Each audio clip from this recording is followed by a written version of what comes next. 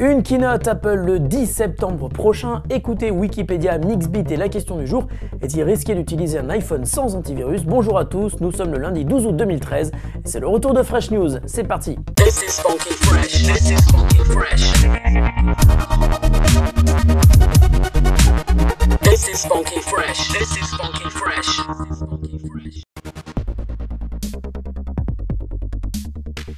C'est une habitude, Apple fera une keynote de rentrée et comme bien souvent, c'est le site américain All Things Digital qui annonce une date le 10 septembre. C'est donc ce jour qui serait choisi par Apple pour présenter le nouvel iPhone appelé pour le moment 5S et qui serait une évolution de l'iPhone 5 actuel.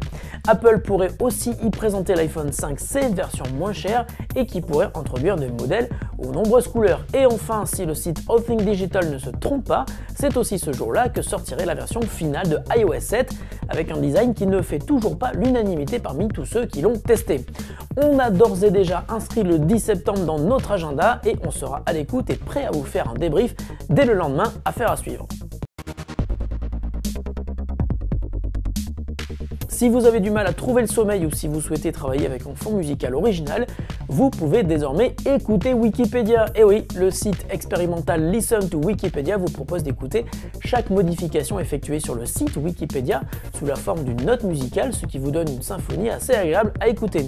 Ainsi, l'intensité de chaque note varie selon l'importance de la modification et le son qui est joué dépend de sa nature. Un son de cloche représente une information qui a été ajoutée à un article, tandis qu'un son de corde représente une suppression d'une partie d'un article. Si ce genre d'expérience originale vous intéresse, sachez que vous pouvez aussi écouter l'ensemble des transactions du réseau Bitcoin sur le réseau bitlisten.com. Et sur un thème un peu différent, You're Listening To vous invite à écouter les fréquences de radio de la police américaine mêlées à une musique électronique planante. Et oui, tout est possible. Si avec ça vous n'arrivez pas à être zen devant votre ordinateur, il va falloir songer à prendre des vacances, je vous assure, ça fait un bien fou. Mixbit pourrait n'être qu'une énième application mobile dédiée à la création de vidéos de courte durée, mais elle a été fondée par deux développeurs dont la première startup est un petit peu connue, elle s'appelle YouTube, ça doit sûrement vous rappeler quelque chose.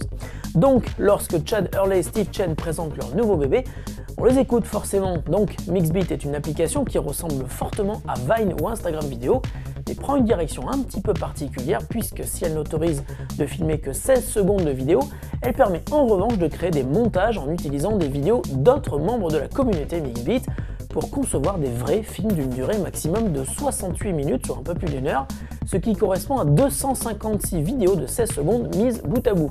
Mais Mixbit peut aussi permettre de créer des montages d'une même scène vue sous des angles différents, ce qui serait utile par exemple pour filmer un concert.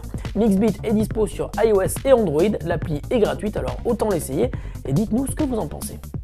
La question du jour nous vient de Banana Gold qui est tout content de son iPhone 5 mais qui s'inquiète un peu car il n'a pas installé d'antivirus dessus. Il nous demande ainsi quels en sont les risques. Eh bien cher Banana Gold, bravo pour ton pseudo, bravo pour ta question et bravo pour ta fidélité en plein été. Sache que les risques d'utiliser un iPhone 5 sans antivirus sont très faibles. En effet, les applications qui sont diffusées sur l'App Store sont validées une par une équipe de modération et sont soumises à des antivirus évidemment, ce qui n'est pas le cas sur Android puisqu'il est nativement possible d'installer des applis même si elles ne proviennent pas du store Google Play et même sur Google Play, les applications ne sont pas soumises aux mêmes règles strictes de l'App Store. En revanche, si ton iPhone est jailbreaké, c'est beaucoup plus dangereux puisqu'il est alors possible d'installer des applis sans passer par l'App Store mais plutôt par des magasins parallèles, ce qui augmente considérablement le risque de tomber sur des applis vérolées dont l'origine ne peut donc pas être contrôlée.